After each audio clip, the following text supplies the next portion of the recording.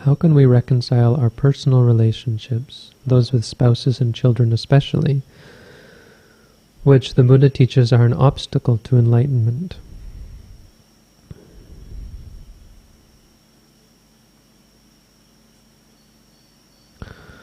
Well, this relates back to the idea of where our practice begins, and the difference between our progress in practice and our idea of the practice. Because we generally get this idea that the Buddha taught us to give up all of these things, which he did.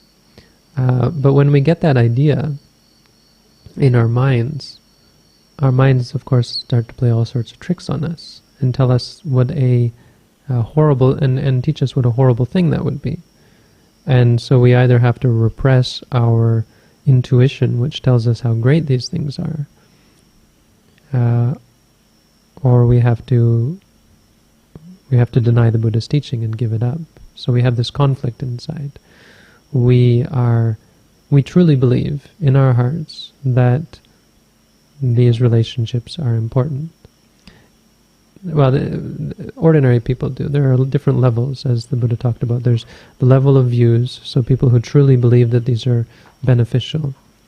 Then there's the people who have seen through those views and come to see that they're actually not beneficial. There's no core to them, or nothing intrinsically beneficial about them.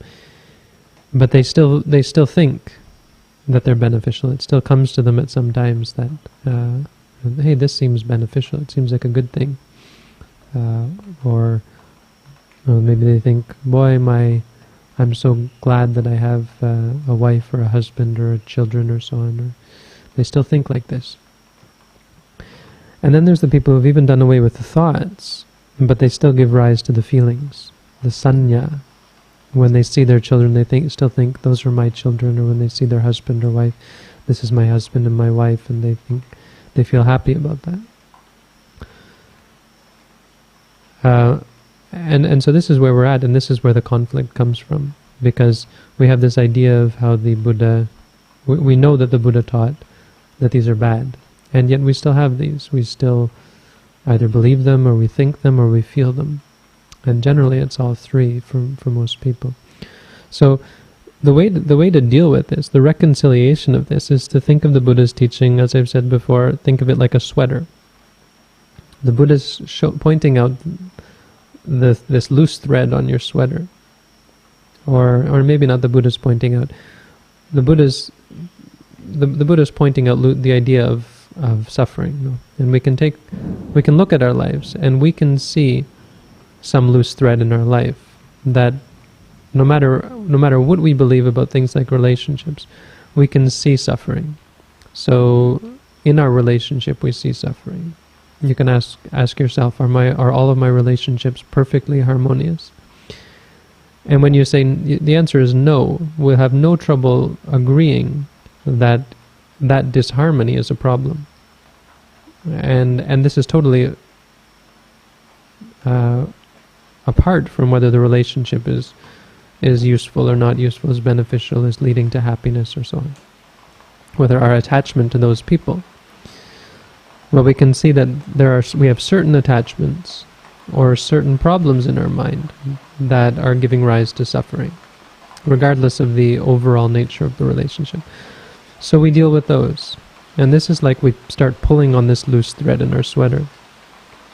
And what happens is, eventually, if you go far enough, you trace the causes right back to the root of our attachment and our partiality to certain individuals. But you do that practically. For me to say this to you, it's not meant so that you then go back and think about it, or you adopt this view. The point is to stop thinking like this, to stop thinking that your relationships are a problem, or are getting in the way of your relationship, getting in the way of your progress, and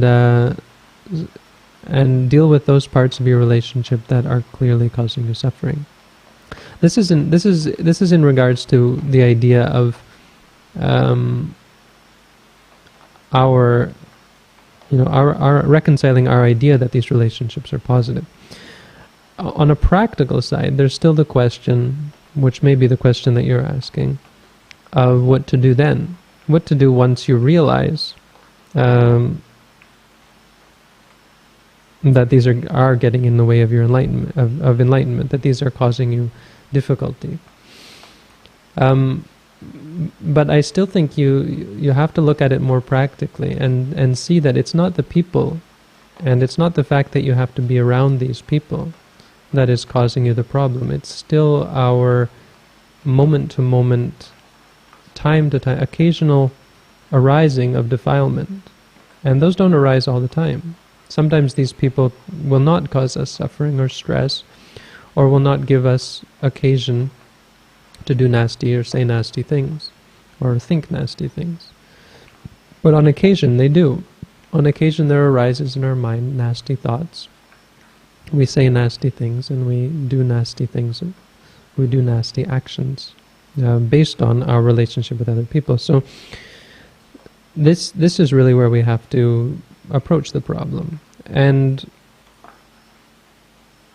the unraveling of the sweater is not only in our mind. You'll find that your whole life unravels. Your family changes. Some members of your family or your social circle might leave or drift apart. In fact, if you get far enough, you might eventually, naturally, drift apart from all the people that you know, or many or most of the people that you know. But the point I'm trying to make is that comes naturally. And it should never, it doesn't necessarily have to be a break.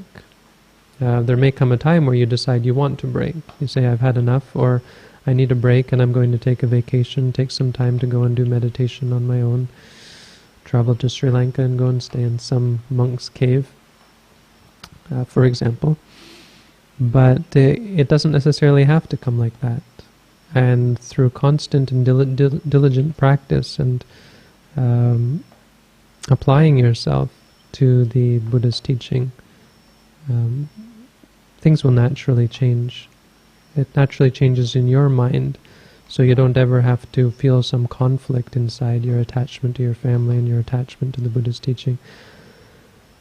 And also so that you don't have to worry or fret about your surroundings, because our surroundings will change based on the state of our mind. They might not change as quickly as our mind. So our mind might begin to say, this is not how I want to live my life, and yet you're still stuck in a life, in living that life. But through patience and through a clear understanding of where you want to head, it will come in time. The real problem is that we're generally impatient, and we lose sight of the fact that everything changes.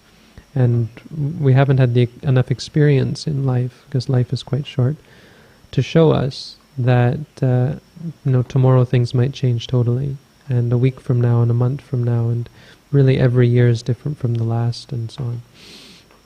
So that things are not, the point being that we don't see impermanence clearly enough, and we don't realize that this situation that we find ourselves in is not static, and it will change, and eventually it